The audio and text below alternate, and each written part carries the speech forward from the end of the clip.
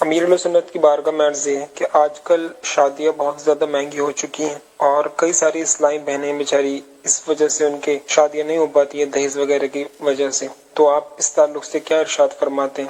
اور دوسری عرض یہ ہے کہ آپ کی بہت سارے اسلامی بھائی اسلامی بہنیں ایسی ہیں جو آپ کی بات سنتے ہیں، کیا ایسا ہو سکتا ہے کہ آپ کی طرف سے ترغیب مل جائے کہ اسلامی بھائی زیادہ سے زیادہ بنا دہیز کے یا کم دہیز کے شادیوں کی ترکیب بنائیں تاکہ یہ مسئلہ حل ہو سکے؟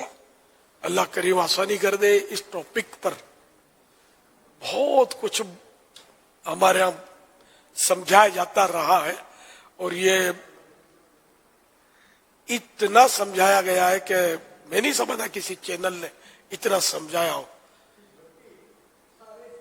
پورے نگران شورا کے تو سیریل بیان ہوئے ہیں اس وقت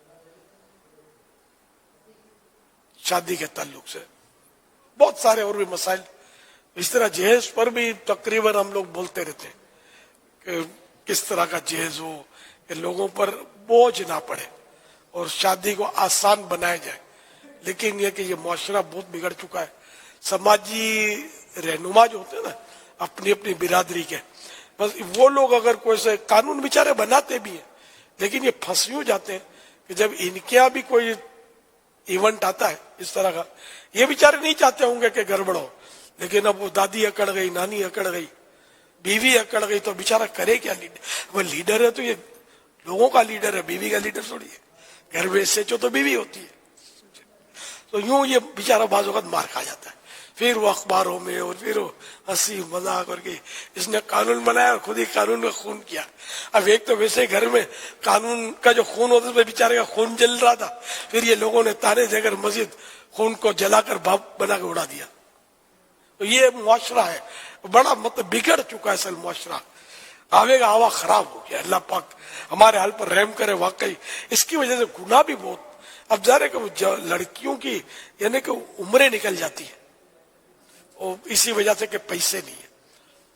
کئی جگہ مطلب ماں باپ بیچارے، کبھی باپ خودکشی کر دیتا ہوگا، کبھی بیٹی خودکشی کر دیتی ہوگی، اس طرح کی وارداتیں حالانکہ کرنا نہیں چاہیے، حرام ہے، یہ گناہ ہے، مقابلہ کرنا چاہیے حالات کا۔ ایک بات بولتا ہوں کہ معاشرہ اس کی بھی پرواہ نہیں کرتا، کوئی کل مرتا ہو آج مر جائے، ہمارے رسم و رواج کو آنچ نہیں آنی چاہیے۔